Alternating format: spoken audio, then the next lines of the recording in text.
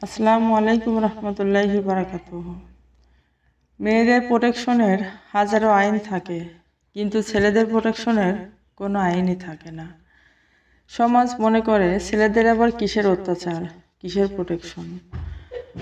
পুরুষ যদি নারীর মতো কাঁদতে পারত, তার কঠোর মনের কালছেটে দাগ ও ফোসকাগুলো দেখাতে পারত, তাহলে নারী নির্যাতনের পাশাপাশি পুরুষ নির্যাতন আইন বলে কিছু থাকতো।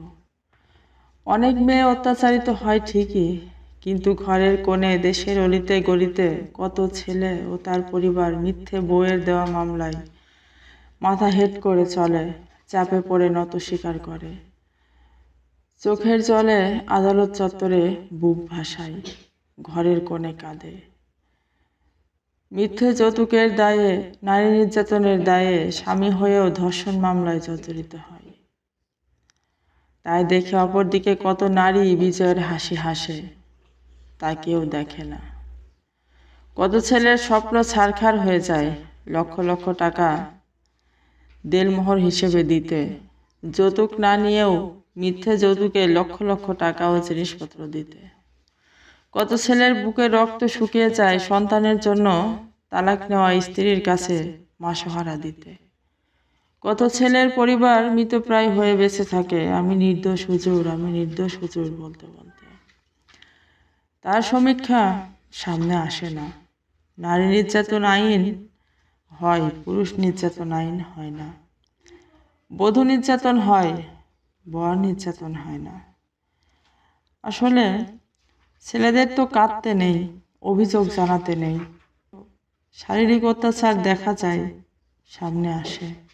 মানসিক অত্যাচার যে চোখে দেখা যায়। ছেলেরা মুখ বুজে গোপনে কাঁদতে জানে, নিজে জ্বলে অন্যকে আলো দিতে জানে।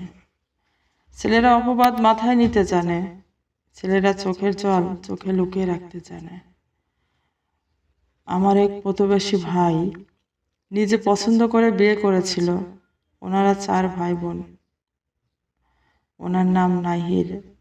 ওনারা নিম্ন মধ্যবিত্ত পরিবারের, কিছু জায়গা জমি আছে ও ব্যবসা করে সংসার চলে। সবাই মিলে খুব কষ্ট করেই পড়ালেখা করিয়ে কৃষি ডিপ্লোমা চাকরি দিছে। সবার কত আশা একদিন চাকরি করবে, সবার বিপদে পাশে থাকবে, কিন্তু ওনার স্ত্রী বলেছে সে গেও চাষাদের সাথে থাকবে না।